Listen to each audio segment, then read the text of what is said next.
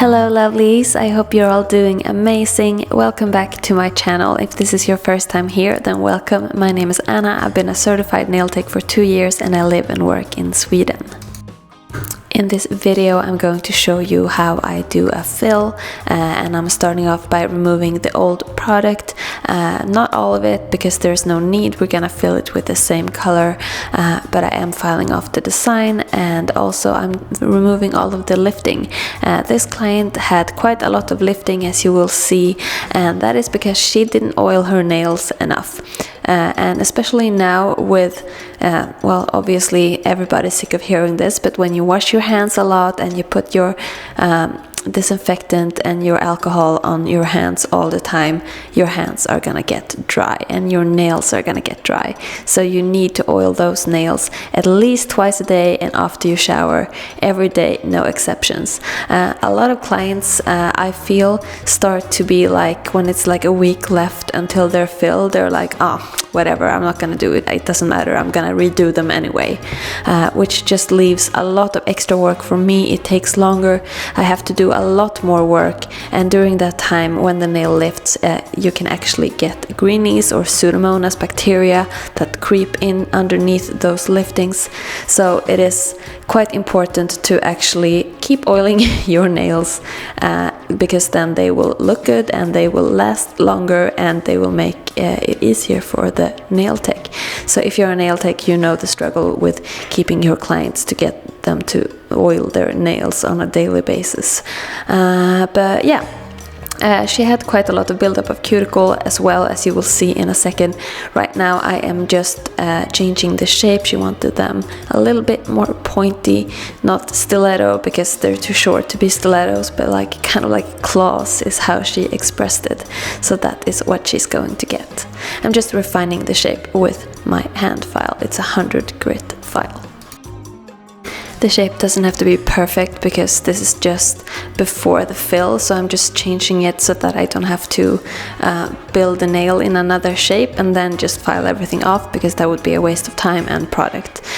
So now I'm coming in and removing that cuticle that is on the nail plate, and as you can see there's quite a lot of growth, and she was again very dry because she had not used cuticle oil very well the last week. Fortunately no bleeding or anything like that, which can happen when the skin is very dry, but yeah, a lot of cuticle that I'm removing with my cuticle bit. Once I've gone in this direction, I will change the bit to go in the opposite direction as well.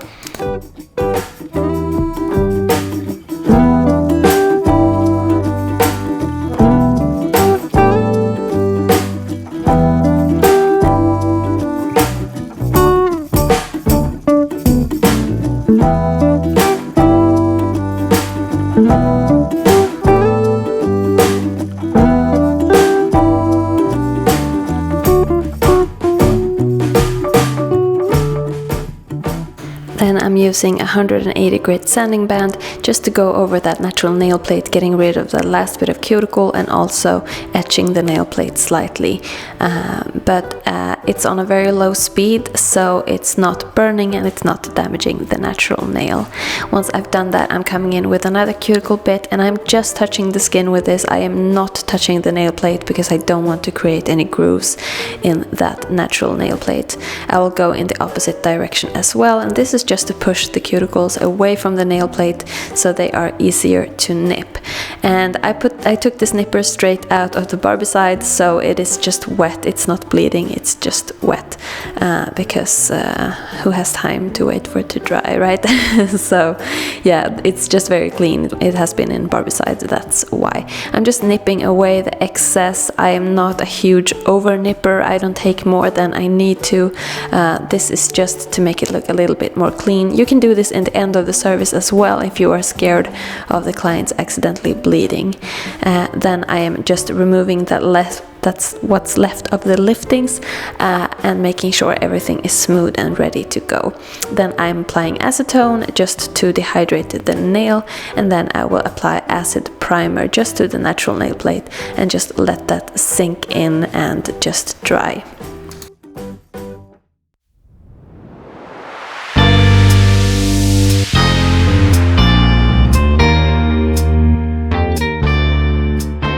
Once I'm allowed that to dry for about 30 seconds, I'm coming in with this base gel, and I am making sure to get that all over the natural nail. You can get it on the other parts of the gel, it doesn't matter, but it's not important, you don't need to. So I'm just really rubbing it into the natural nail plate, curing that, and then I'm coming in with the builder gel. And I'm first applying a slip layer over all of the nail to make sure that the next layer will be smoothly transferred onto the nail.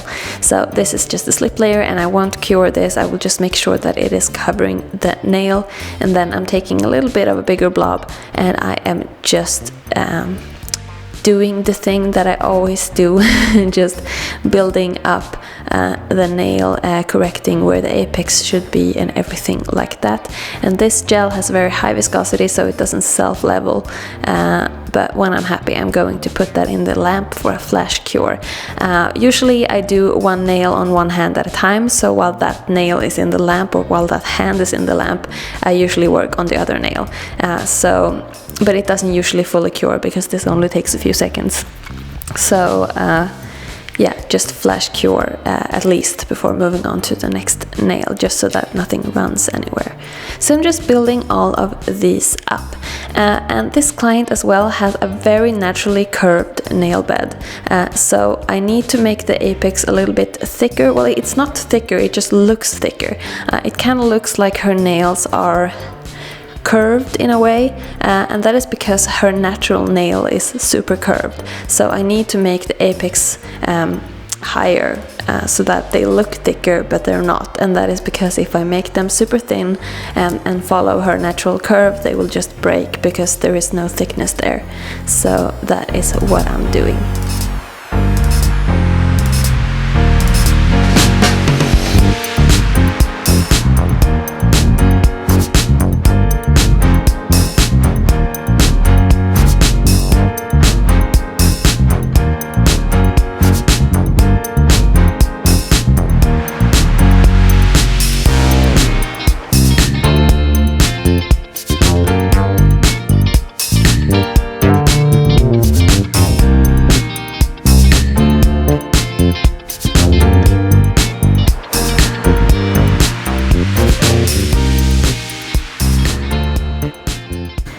Always tell your client to put her thumb in separately into the lamp and to keep it straight so that everything gets cured fully and nothing runs over to the side. Once the nails have been fully cured, I've cleansed them, and now I'm just coming in with this sanding band again, just slightly doing some of the job easier for me, and then I'm gonna come in with a hand file. And here there was a little bubble that I needed to file off with my super slim ceramic file. Sometimes you get little bubbles in your gel. And then I am just hand filing, refining, making everything super pretty. And I'm not going to show you all of this, but yeah, I'm just shaping everything with my hand file because that's what I like to do. And I use a 100 grit file. And then when I've finished filing, I'm going to use a 100 grit buffer because I still want the surface to be kind of scratched, but not super scratched, but still refined for the gel polish to stick.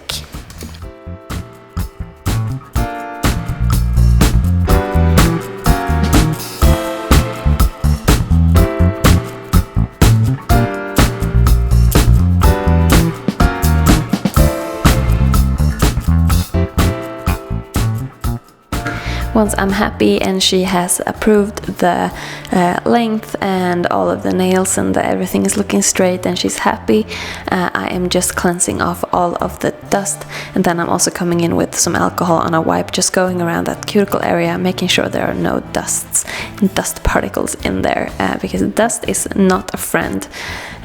So then once that alcohol has evaporated, I'm just coming in with this gel polish and I'm doing 2 coats, curing in between. And side note, I know that my gloves are super pretty right now. This is usually what my gloves look like after a service, because my nails are so long that I need to have bigger gloves. So I have a size medium on my gloves and they are too big, but also my nails are so sharp that they will poke through the gloves. I sometimes use a little bit of tape on my nails, but yeah, I wasn't too careful with my nails this time. So yeah, this is what my gloves look like, but I am wearing gloves when doing clients because there is a risk of transferring diseases, and I don't want that. And there is also the risk of getting uncured product on your skin. So when I work on clients, I always wear gloves, and that's really what you should do to protect yourself and your client. So yeah, that is what I'm doing. And then yeah, just continuing to paint this gel polish with my shitty looking gloves. But yeah, this is how I work, and this is real life.